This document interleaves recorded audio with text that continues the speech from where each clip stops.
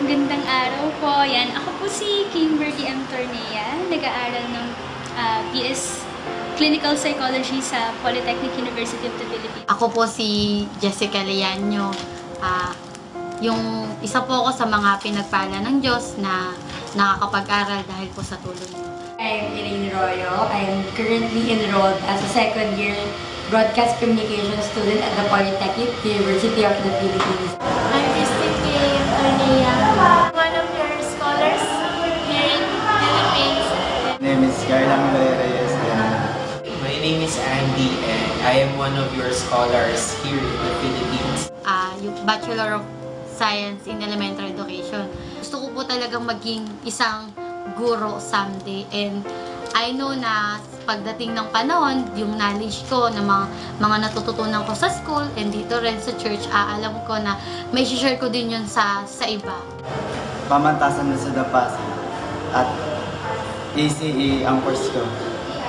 Graduating next year. So I only have one sem to go after this semester. And now I am the current president of our college student organization. Oo nga po pala, Dean's Lister nga po pala ako nung nakaraang SEM. For the past 2 semesters, I was part of our Dean's List. Also, currently an official debater in our college.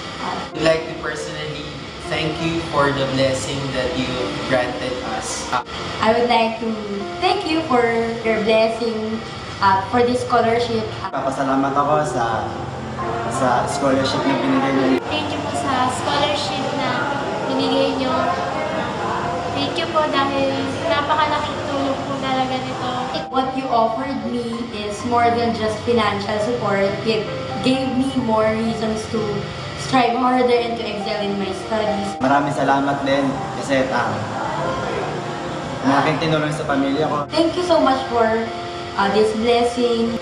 May God shower you with His blessing so that you could bless more aspiring Filipino students. Thank you po talaga and God bless. Thank you for the help that you have given us. So my prayer is that God will continue to bless you and your family and your career there in America. So maraming salamat po at pagpalain pa po kayo ng Diyos.